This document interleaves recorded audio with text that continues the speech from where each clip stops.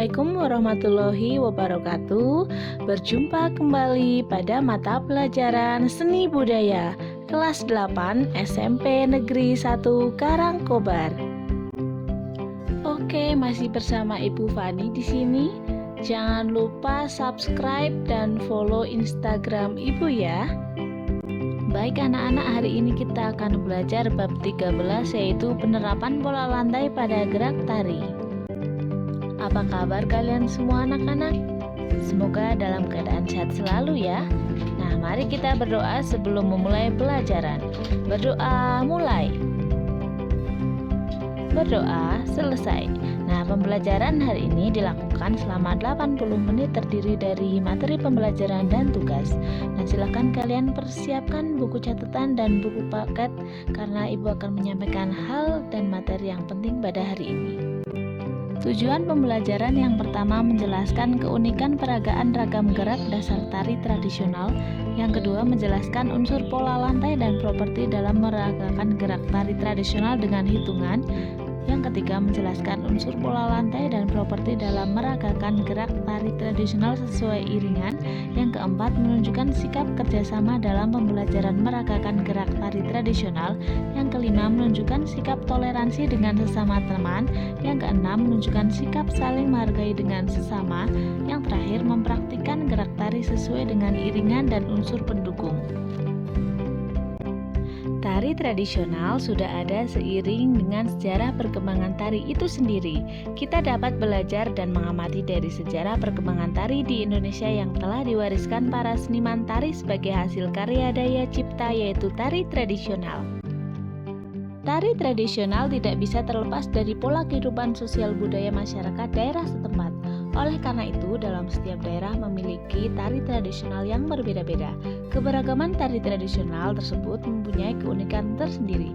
Oleh karena itu, bentuk-bentuk tari di setiap daerah harus terus-menerus dipelihara, dilestarikan, atau ditradisikan sebagai suatu warisan budaya. Nah, silakan kalian amati video berikut ini. Aspek apa saja yang kalian lihat ketika kalian menyaksikan sebuah pertunjukan tari?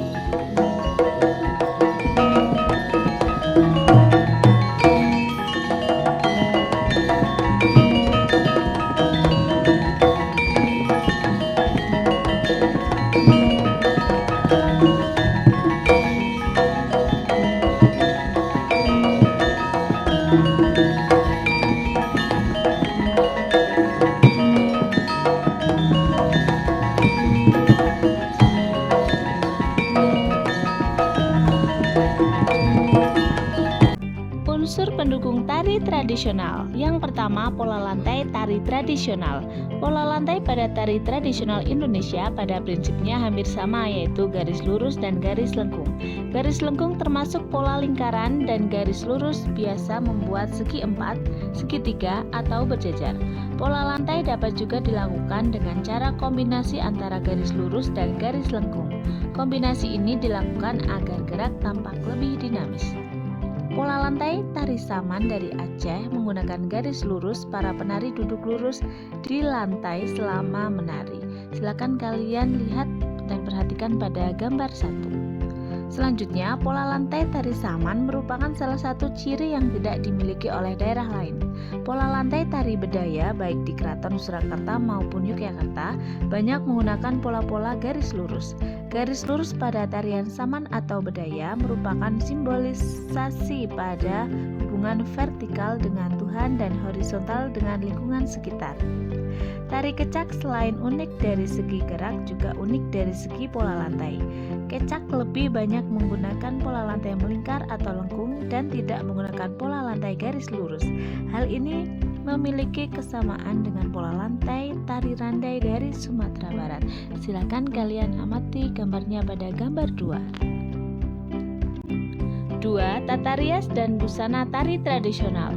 Tata rias dan tata busana pada tari tradisional memiliki fungsi penting. Ada 2 fungsi tata rias dan tata busana pada tari tradisional, yaitu yang pertama sebagai pembentuk karakter atau watak dan yang kedua sebagai pembentuk tokoh.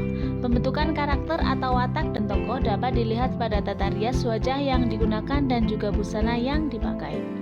Karakter pemarah, jahat, dan sejenisnya biasanya menggunakan tata rias warna merah yang dominan. Demikian juga pada busana.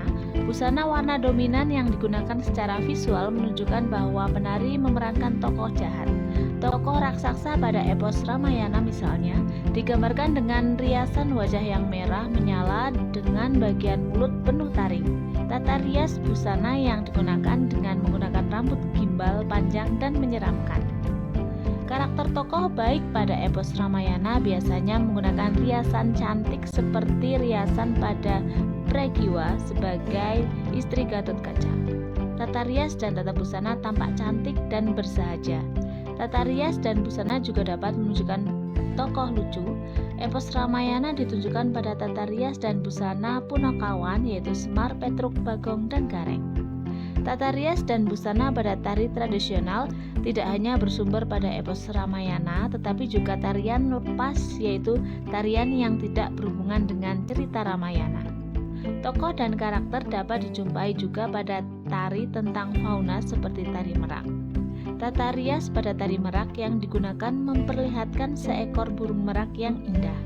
Tata busana yang digunakan merupakan perwujudan dengan sayap dan tutup kepala sebagai ciri khas yang menunjukkan perwujudan burung merak.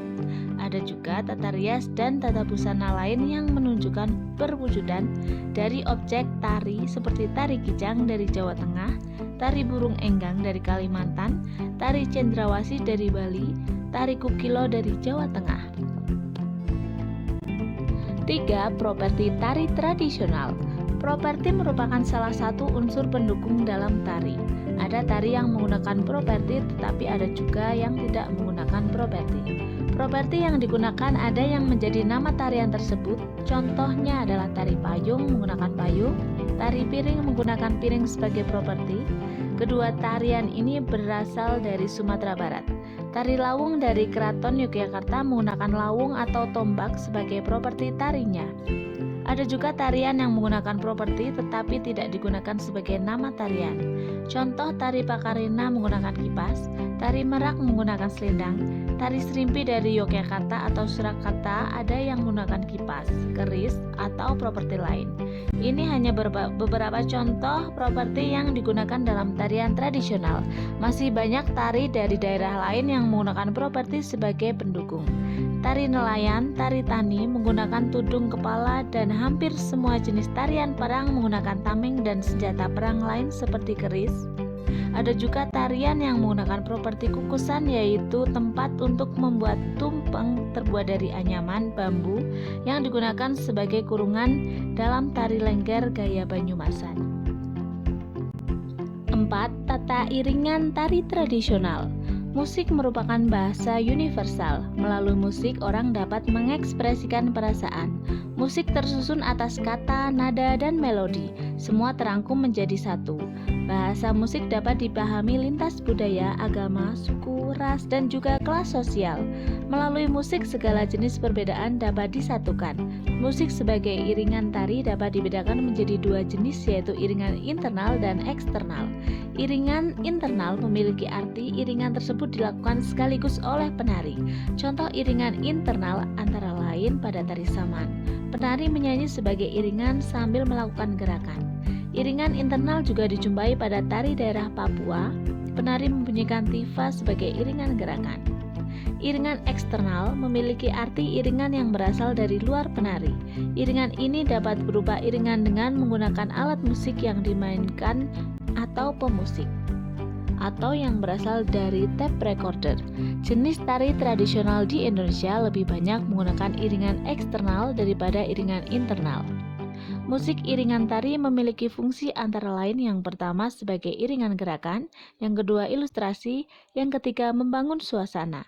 Musik iringan tari sebagai iringan gerak memiliki arti bahwa ritme musik sesuai dengan ritme gerakan tidak sama. Musik dapat ditabuh secara menghentak, tetapi gerakan yang dilakukan dapat mengalir dan mengalun. Sedangkan musik iringan sebagai membangun suasana sering dilakukan pada tarian yang memiliki desain dramatik agar suasana yang ditampilkan sesuai dengan tujuan cerita. Baik, sekian dulu materi pada hari ini. Semoga dapat bermanfaat dan kalian semua tetap sehat selalu ya. Wassalamualaikum warahmatullahi wabarakatuh.